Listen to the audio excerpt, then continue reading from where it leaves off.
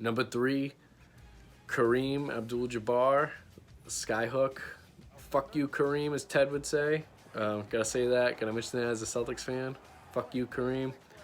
Skyhook was unguardable. Dude was 7 feet tall and literally would just loop his arm around up and over you. You weren't touching that shit. He had 6 rings, 6 league MVPs, 2-time Finals MVPs. His longevity was nuts. 20 seasons. He retired at 42. Just absolutely ludicrous. And unlike Kobe Bryant, who played 20 seasons, Kareem was healthy in pretty much all of them. He never played less than 62 games in any of his 20 seasons, which is just absurd, especially like I mentioned before with Shaq with his longevity. Kareem was also a big guy, like not as big as Shaq. Obviously, Shaq is Shaq Diesel for a reason. That dude was legit Diesel. He was a fucking Mack truck. But Kareem was 7 feet. He's a big man. He's the center. To be able to go up and down the court and still produce the way that he was doing day in and day out, playing that many minutes, that many seasons, is just an absolute attribute to his crazy fitness regimes. He was an absolute fitness fanatic when he was in the league. He still is in pretty good shape today. If you saw him today, he still looks pretty good for his age. He's an old man. He career average double-double, 24 points and 11 rebounds. Two-way player. He was great post defender. He's third all-time in blocks to attribute to that. He averaged 30 or more points in the season 4 times. Again, absolutely great. You can average 20 or more points. That's phenomenal. You average 30, and that is just God tier. He's a 19-time All-Star. Only one season he didn't make the All-Star team. Absolutely nuts. Again, one of 6 players selected 15 or more All-Star games. 15-time All-NBA. 11-time All-Defensive team. Dude was doing it all. Third all-time in rebounds. He was a beast on the glass. And he is first all-time in points. Kareem, absolute beast. Undoubtedly deserving of a top 3 status. He has stats, he has the rings, he has the MVPs. The dude literally did it all. He even won in high school, even won in college. The dude's just a winner, just a baller. Good dude. But still, fuck you, Kareem, because I'm a Celtics fan, and he's costing Larry Legend some rings. Second all-time, can't go unmentioned. King James, LeBron James, now L.A. Brown. Near triple-double averages, 27 points, 7 rebounds, 7 assists, in around 50% shooting, which is just insane. He's just a freak athlete. As I mentioned in another video I made, I would put him up there with greatest athletes of all time. You know, the top 5 with, he'd be in that company with Bo Jackson and Deion Sanders. Absolute freak of nature. He goes to the rim with ease. He's just so strong. He bodies anybody, whether you're a point guard, shooting guard, small forward, power forward, center. It doesn't even matter. If you're in Bron's way, you're getting the fuck out of the way. He's just like a fucking runaway train when he goes to the rim. So he had 4 rings. Got that 4th one this year. 4 Finals MVPs. 4 league MVPs. Longevity, he's at 17 seasons and counting. He got straight out of high school at 18. He can play and guard any position with his freak athleticism and his size. Again, kind of similar to Magic Johnson. But like I said, he's not a true point guard. He could run the point like he did, but he's not a true point guard. He's one of 6 players selected 15 more All-Star games. He's already 3rd all-time in scoring and counting. Crazy longevity, crazy consistency. He's a beast. He still looks like he's got plenty left in the tank. He is a two-way force when he actually wants to commit on defense. Basically, since he left Miami, he's kind of slacked on defense. Not to say he's a bad defender, but during the regular season, you could see he doesn't give his full effort. You know, he's capable of being in the contention of Defensive Player of the Year every year, like he was in Miami. That was peak LeBron, Miami LeBron. Maybe playoff LeBron the first 2 seasons back with the Cavs. I'd say like those 4 to 6 years, peak LeBron. But anyway, when he was in Miami and then those 2 seasons, in the playoffs only though, only with the Cavs in the playoffs, Absolute juggernaut on defense. He was, one of the best defenders out there. I mean, he has the block on Iguodala at the Cavs. Like I said, playoffs, he came to play both sides of the ball. You could see he was saving himself a little bit. Because when you're in the East, you're kind of going into the finals no matter what. If you're LeBron James, East was a cakewalk until recent years. But anyway, not to take away credit from him, because it's still impressive to go to the finals. It's still impressive to finish top three in the seeding in either conference. But back to his defense. With the Miami Heat, when he actually wanted to play defense the whole season, absolute freak of nature. Dude literally could do it all when he puts his mind to it. He had 2 seasons averaging 30 or more points. Again, impressive. You can average 20. Impressive. You average 30. That's God tier. If you're well 50, that's just dude was like a video game. 16-time All-Star for LeBron, 16-time All-NBA. Again, crazy longevity, crazy consistency. 6-time All-Defensive Team. Like I said again, the dude can play defense when he wants to play, and he's one of the best defenders out there, one of the best defenders ever, but doesn't always want to commit. 8th all-time in assists and counting. So this dude could literally do it all. He could pass, he could rebound, he could shoot. He's very efficient, around 50% field goal percentage. He could play defense, block, steals, doesn't matter. He can guard you any position. 2nd all-time. And when it's said and done, I mean, it's already talked about now, but it's possible he could be better than Jordan. I don't think he ever will be.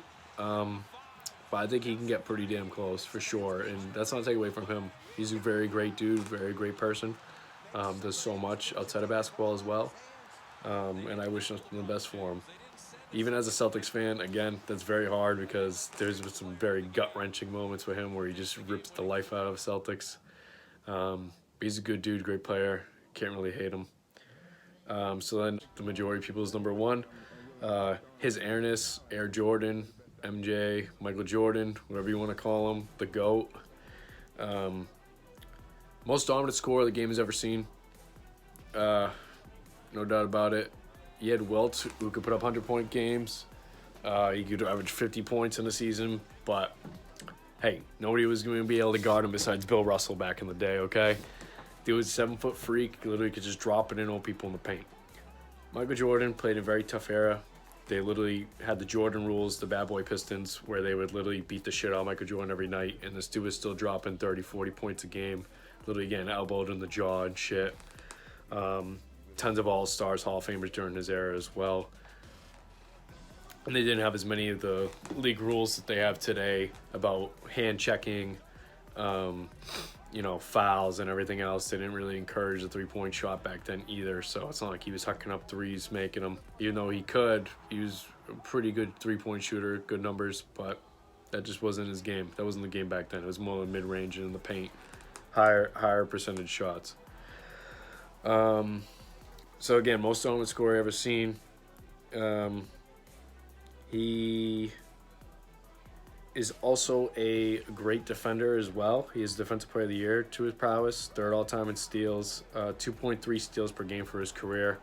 Absolute menace on the ball. He could guard your best player. Absolutely shut them down. His career averages were 30 points, 6 rebounds, and 5 assists. So he could do a little bit of everything. He's a great all-around player. Had arguably the best peak of anybody in the NBA, where he could literally just dominate on every phase of the game. He was shit talk. You get up in his face, notorious shit talker. Similar to Larry Bird, he would literally tell you what he's gonna do and just absolutely take you to the hole and just fuck you over, absolutely bend you over, left and right, and there was nothing you could do about it. Absolutely nothing. And he would smoke the cigar right in front of your face after the win. He was 6-0 in the finals. 6 finals MVPs, 5 league MVPs. He had 6 finals. Those 6 finals appearances were in 8 years, because he retired in between to go play baseball after the death of his dad.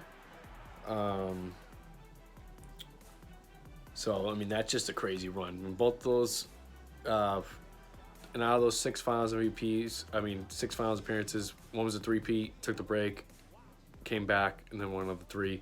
So who knows? Maybe he could have won 8, but we'll never know. It's just crazy. If you can three-peat once, like, again, like that's like Mount Rushmore status in terms of winning. To be able to do it twice, like that's just like go home. Like that's just crazy. Like he's playing great competition too, no doubt about it. A lot of Hall of Famers. He had eight seasons averaging 30 or more points. One season it was nearly 40. It was 37 points per game. Again, most dominant scorer the game has ever seen. Greatest mid-range shooter the game has ever seen. Absolutely crazy. He could post up, fade away on you, just make you look silly in the post. Only other person I'd say is comparable to him in the post is Kareem with the Dream Shake. He was absolutely unguardable. So absolutely beast. He's currently 5th all-time in scoring. He only played 15 seasons, not all of which were full seasons, and he retired 3 times. Like I mentioned before, he retired once to go play baseball in between his first and second three-peats. Came back, played those 3 years on the second three-peat, then retired again in 1998, and then he came back, played 2 seasons with the Wizards. It was 2 or 3 seasons. I think it was 2 though. And then he retired again for the 3rd time in his final time. So just imagine the years that we missed out on Mike and how many more records he could have broken. He was a larger-life icon. Everybody wanted to be like Mike. Everybody. He had the Gatorade commercials. He had his own shoes. He was everywhere. Space Jam, great movie. 14-time All-Star, 10-time scoring leader. Absolutely insane. 11-time All-NBA and 9-time defensive team. So literally, he get it done on both ends of the floor. There's really nobody you can compare to him. I mean, you got Kobe Bryant, who took his moves. Great player, literally could do it all like Mike, but he wasn't quite like Mike. Wasn't as efficient.